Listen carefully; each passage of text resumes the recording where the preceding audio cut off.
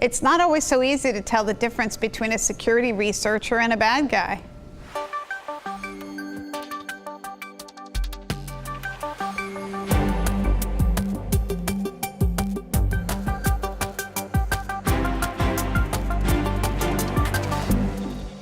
So Karen, I understand you have an interesting story from Krebs on Security.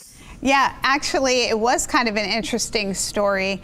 It started off with Brian Krebs getting a phone call that somebody had seen how much he was getting paid out on an Amazon cloud account that was wide open. You've done lots of stories about that. Getting paid for like speaking engagements. For speaking engagements, right, yes, right. I'm sorry. For speaking engagements that he was done, that the Speaker Bureau, all of their information of all of their celebrities and what they get paid was out on an open EC3 account in Amazon. But what that conversation turned into, which he thought was somebody who was a security researcher who was being friendly to him, it ended up being that this guy actually had a darker side to him and was actually participating in certain dark web activities and extracting money from other companies. He was saying, I know Brian Krebs and I'm helping him on the story and give me some information. Or how about if you pay me and I'll help you because I'm working with him. So he was suggesting that it's a little bit scary that some of these people who are finding these bug bounty or this other information who kind of look like the good guys can easily kind of drift over into the bad guys. And so you always have to look through and understand what people's motivations were and what they're really doing because you're kind of in a dark place when these people are exposing some of these security flaws. The other thing I thought was interesting about this is, a lot of Brian Krebs' stories I like because they're very narrative, the way they kind of read. Yeah. It's kind of like stories telling. And this security researcher who kind of had this good guy life of I'm being a security researcher, I'm trying to help companies with data breaches and understand when they've been compromised. He also had this darknet personality where he is in these underground forums, participating and communicating. Working in the underground is not necessarily bad, participating in forums, trying to understand what's going on.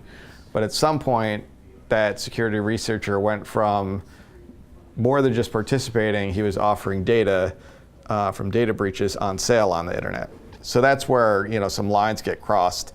The other thing I thought was interesting when I first started to read the article was the fact that somebody put all this data up on an Amazon EC3 instance and just left it wide open to the internet.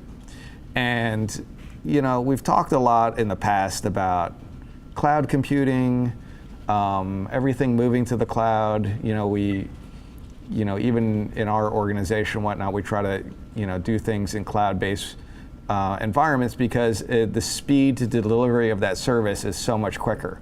But the problem that I'm seeing, especially in this case, is when people do that, there's no checks and balances. In the old days, we had a security team, you were in this protected bubble, you would build your stuff, and if you wanted to poke a hole or do something out with the internet, you had to talk to somebody.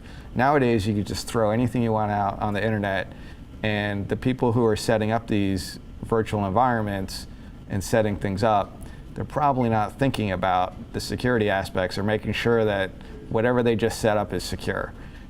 Or they don't really understand, they think they're creating some private S3 bucket out there, and they don't really understand, or they think, well, if I don't tell anybody where it is, nobody's going to just find it. Right. That always makes me crazy. Anybody who thinks that security through obscurity works is completely wrong.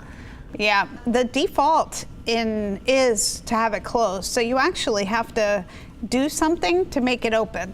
But I guess, you're working with a partner organization, you just assume.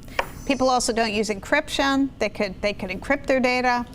There's lots of, but I think, John, what you said was right, is that people are just trying to do things fast, and they're trying to do things quickly, and they just aren't realizing Yeah. the value of the information that you're putting out there. Right. Yeah, it was pretty significant. Yeah, I agree. Yeah. All right. Good story. Thanks.